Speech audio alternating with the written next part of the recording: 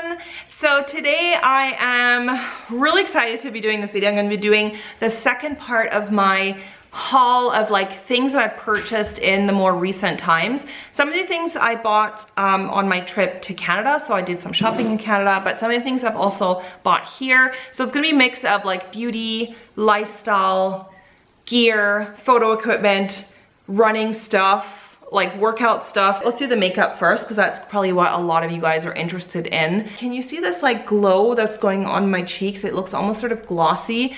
You guys, I have been like revolutionized in makeup. I have totally changed up how I do my makeup. I wanted to pick up these products because I cannot buy them here in Switzerland. These two products by Nude Sticks. Oh my God, I am in love with these. I haven't been so excited about a makeup product in so long because it's just something so different for me. The texture of these products is unlike anything I own in my collection, and that is rare. These are the cream blushes. It's all called the All Over Dewy color, and the shade of this one is called Sweet Peach Peony, so you can see it there. This is actually the blush here, that peachy blush that you see. This is what I have on. They come in two different finishes. One is a matte finish, so it's more like a satin matte finish, and then they come in this one, and this is the dewy color. It almost gives a glossy look. You can actually use them on the lips. I have done that, so let me just put on a little bit. So they're like a multiple product that you can use for different things. They have such a different finish, and I mean, I do own cream blushes, but the finish of this product is just so different than all the other cream blushes I own. So if you want to try these, I would definitely recommend to get the All Over Dewy color because they have them in, like I said, in two formulations. The other one is more of like a matte, kind of a more traditional looking cream blush. I mean, it's still a beautiful product, but this one is just so unique in the finish. Like, it's super glossy. Oh, also I forgot to show you on the one side, there's actually, so the one side is just the twist up blush, and then the other side there's a little like brush, but I actually don't use this one because it's very stiff and very small. So then I picked up this also from Nude Sticks, and this is the Illuminati All Over Face color. This is unlike any product that I own. Just looks like a weird creamy color in here. And this is a gloss highlighter. Now when you put it on, so you can't even really see it. This is not one of those like super shimmery, glow to the gods, like blinding highlight powder highlighters. This is like a glossy finish. So when you actually put this on, you can see here, it like makes your skin look almost a little bit oily. And when you put it on, like you can definitely feel that there is like a sort of sticky texture to it. So my face, like I don't powder anything, my face does feel like a bit sticky now, but it just gives a totally different look than a powder highlighter. Like you will never get that same effect of that glossy finish with a powder highlighter. But if you want that super dewy, like almost sweaty face look, which I know some people don't want that, but I am like all over it. I feel like it makes me look so much more youthful than using all these heavy powder products. And then I also picked up this from Milk Makeup. So this is the cream bronzer, and it's called Baked. This says that it has a matte finish, and it's not like super matte. There's the color Swash. It's not like super matte. So this is not the same as using like a matte powder bronzer from any brand. Because it's a cream product, like it won't really look super flat and matte anyway. It's so easy to blend. Like look how much I blended that in. You can blend as little or as much as you want. Look how natural that looks. Like my skin is so fair. I think this comes in two shades, but my skin is so fair that often like bronzer is just like a problem for me. So I actually am wearing this today. Like it's not super obvious. Like I could even do way more, I think. This product by Urban Decay, this is the Brow Blade. You can see here I've like drawn in, can you see that? I've like drawn in eyebrow hairs there. That really natural feathery brow look that doesn't look overdone and fake, even though it is fake. Like I don't have this many brows naturally, but I want it to almost look like that's real hair.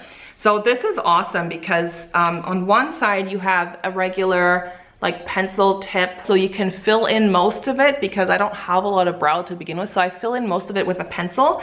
And then on the other side, you can hear there's like a shaker ball in here because there's liquid on this side, and it's a pen like a really fine tipped brush tip pen. And what you can do is actually draw in brow hairs. I'm just using the monitor here, but you can like draw them in and it looks so natural. I do like the look overall. Like I think, you know, I think it gives like a really natural look to the brow. Like I try to make it look a bit more bushy and like more hairy, you know what I mean? And this is in the shade Taupe Trap.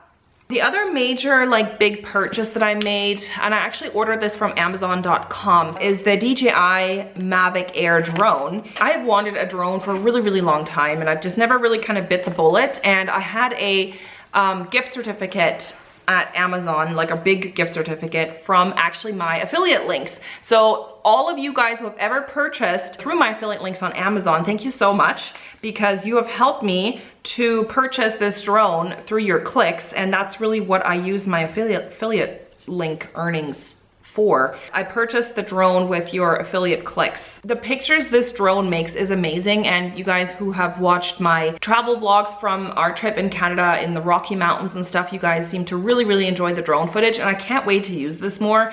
This is like, look how tiny this drone is. I bought the Mavic Air because it packs really small, so I have a controller for it. I actually purchased the Fly More bundle because you get a bunch of accessories for it. You get like some filters for it, which is really good for different settings, multiple battery packs. I think there's 3 batteries included. There's a charger. Yeah, the Fly More bundle, I would definitely recommend it just alone for the batteries, because the batteries, if you buy them individually, they'll be really expensive, and a single battery really doesn't last very long. It'll last you like maximum 20 minutes. Look at how small this is. It's like smaller than the size of my head. It basically fits in the palm of my hand. Comes with this little carrying case. It is great for travel. I just know I'm not going to be lugging around a giant drone. Even if I'm going like maybe on a hiking trip, maybe I could take this with me because it's so small and light and it doesn't take up a lot of space and it's not super heavy. So love, love, love this thing. I also finally bought a proper camera bag. I bought this on Amazon. I'll try and remember to link this exact one. It's called Altura Pro because I did have a camera bag, but it didn't have all the features I've wanted. I mean, it is pretty bulky, but you know, sometimes if I'm out and about shooting pictures, I need to be able to carry my gear with me. And this has like plenty of space. There's like this big thing that unzips actually from the back, or there's this thing here which protects your gear. It looks like that. You can adjust all the inside to however you like. There's so much space in here. You could put, like, I can pack my heavy camera, multiple lenses, charging equipment, and my drone. Another case here, you can put an iPad in there. You can maybe even fit your laptop in there if you have a small one. It has a nice padding on the back so it's comfortable to wear.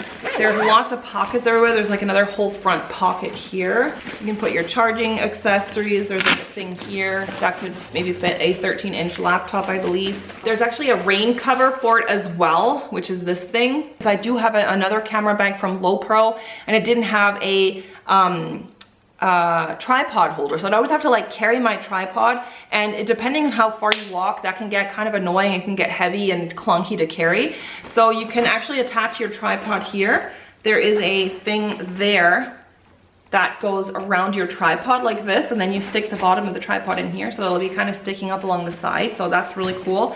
And the other thing that I said is necessary, it needs to have a water bottle holder, because often when I'm out and about and I'm taking photos, I get thirsty, and my other camera bag didn't have a water bottle thing. So I would have to carry like a water bottle separately and my tripod separately, and it was just annoying. So this one has a water bottle thing there. So I'm super happy with this. This was like such a good deal. It wasn't too expensive. So let's talk about fitness stuff that I purchased. When I was in Canada, I wanted to buy a pair of new trail running shoes because I've had my last 2 pairs. I had to throw them basically in the garbage. They were falling apart. They had holes. Now these are already looking a bit grubby because I've already used them and worn them and have given them some love. So, and there's no sole in here because I have insoles, like proper custom insoles. So I have those in my gym bag right now. These are Nike Zoom Kiger 4s. Apparently these were last year's model, so these were actually on sale. That's always the best, is if you go in like and buy last year's model, like usually they'll be on a major discount. Super, super comfortable. A really good sole for trail running because, like I said, oh my god, this is like the dirt is already falling off the ground here. I run outside mostly in the forest, so I don't run on pavement. So especially in the fall and winter, I need a running shoe with a really good grippy sole, and they're very light. A few of the other trail runners I've had, they're a little bit more heavy just because the sole is thicker. They have this like mesh fabric, which is really great for ventilation. And what I also think is really cool is the tip of the toe here is covered in this like plastic, so that protects, actually, because what happened with my last one, they were Asics, the toe like popped through this mesh material really fast. So the fact that this is like protected hopefully means that that's not going to happen so quickly. They're just really comfortable. So yeah, these have already gotten a lot of love, and I love those, and they're very dirty, and now I have dirt all over the floor here. These are just like more of a fashion fun running shoe. These are that like 90s kind of look, though I think they're called like dad shoes, or just that like 90s sneaker look. Those that were kind of in the 90s, like the big bulky running shoes with the big splashy patterns on them, and I thought they looked really cool. I wanted like a pair of those, and I saw these ones by Reebok, and these are in collaboration with Gigi Hadid. She came out with a collab with Reebok, and I love them. They're actually really well made. These are made with like suede and real leather. Like this part is leather, and then this is suede leather. And there's two different lace colors. They have a black, like a just plain black lace, and then they came also with this like turquoise lace, and I just love the turquoise on here. I think they're called Aztec. I'll try and find these also for you guys and link them, because they're actually super comfortable. They are chunky, but I like to wear these with like leggings and like just a t-shirt and like a jean jacket or something. It looks so cool, and they're very comfortable. You can wear these all day. Also, lastly, in the fitness stuff, I went to Gap and I got these capri 3/4 length workout pants, and this is from the Gap Fit range. And I already actually own a few of the Gap Fit leggings, the long ones, like full length all the way to the ankle, and I was wearing those to death like last winter. Now they're a little bit too big for me because I've dropped like a dress size, or I've dropped more than a dress size. But the Gap Fit, I had them in a size large before, and now they're too big for me, so they wouldn't really stay up anymore. So I've got these ones. Now these are 3/4 lengths, and these are in a size medium. And also they have the amazing drawstrings. Leggings that I'm really gonna wear to work out need to have a drawstring for me. And there's also like a little pocket back here where you could fit a key. The only thing is I wish this pocket were a little bit bigger, or a little bit like, I wish they'd done the pocket right here on the back so I could fit my phone in there or something. They're just a really good, like super thick material. There's definitely not going to be any underwear showing when you're squatting, and that's for me absolutely, like as soon as I try on a pair of leggings, I do a squat like facing the mirror, so I can see if you can, you know, if they're really like opaque, because I don't want people to see my underwear when I'm working out in CrossFit. They're just so well made. Like these feel very similar to like Lululemon or something. I actually own a pair of leggings by Lululemon. These feel very similar from the quality of how they're made and stuff. The other thing is these are really high rise. These go like to the belly button. So if you have any kind of stomach fluff that you wanna suck in, these are amazing. This part, you can see this part right here, it's wide.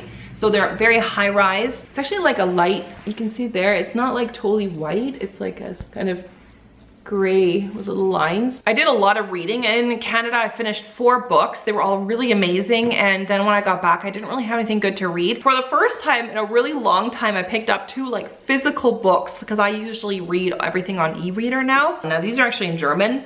I'm not sure if these are translated yet into English language. This one is by Hubertus Knabe, that's the author, and this is called Gefangen in Hohenschönhausen. Stasi-Häftlinge berichten. So basically, this is a book about the time in East Germany when East Germany was under Soviet control. They had spies all throughout their country kind of reporting on people and making sure like the population was in check. Artists or intellectuals or people who would go against the grain or who would speak out against the regime, they would imprison them. So this was like an authoritarian regime that was in East Germany under Soviet rule, kind of similar how it was under Stalin or something, you know. It's just like super controlled environment, no freedom of thought, no freedom of expression. So basically this book is interviews with people who lived during that time. And just remember, it's not even that long ago. The fall of the Berlin Wall, or like East Germany opening up to West Germany, it was in 1989. That's not like super long ago. It's kind of just crazy to think about how much Germany has changed since then, because that whole part of Eastern Germany used to be like an authoritarian regime. So the Stasi is basically Staatssicherheit. That was like the it's like the secret service, so it's kind of like the CIA of East Germany.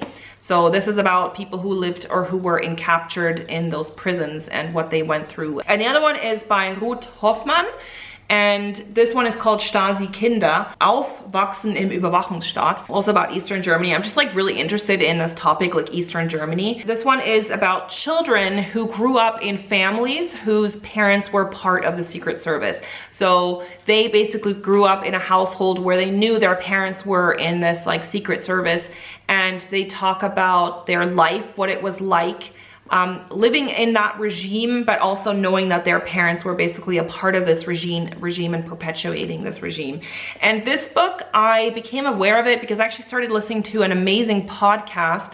It's also a German podcast, so that maybe this is interesting to my German speaking viewers, because I know I do have quite a few of them, by Die Zeit, which is a German newspaper. I guess to be compared to like New York Times or something like that. It's a very prominent newspaper in Germany. They have this podcast called, here it is, Wie war das im Osten? How were things in East Germany? Or how things were in East Germany, what would be the translation. There's like a new episode every month, so it's like a monthly podcast, and each episode they interview a protagonist who lived during that era of Eastern Germany, like occupation by Soviets. All different people, and one of the people they actually talked to was someone who worked for the Secret Service in East Germany, and he's like open about it, because to those of you guys who don't know, it's still like a really taboo subject in Germany. You know, people who worked in the Secret Service in Eastern Germany, they're still alive. This is not like so long ago. Like I said, this is not like 1989 was the end of the